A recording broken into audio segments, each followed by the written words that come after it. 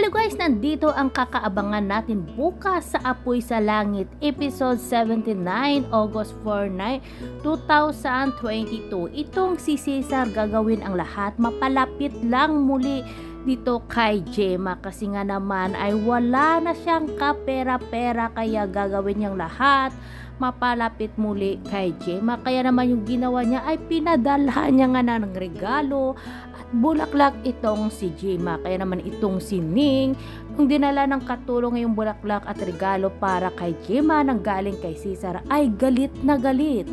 Pero nga itong namang si Gemma ay tinanggap niya yung pinadala ni Cesar. Hindi natin alam kung ano yung iniisip nga ni Gemma. At ito naman si Stella ay sinabihan talaga ng lalaki na yun na hindi niya alam kung anong klaseng tao itong si Cesar. Nagagawin yung lahat alang-alang sa pera. At ito naman si Gemma ay nakipagkita nga kay Cesar. Ano kaya yung mangyayari sa pagkikitang muli nila? Baka naman may plano rin itong gagawin si Gemma kay Cesar. Kaya kaabangan natin kung ano ba talaga yung maaring mangyari sa Apoy sa Langit.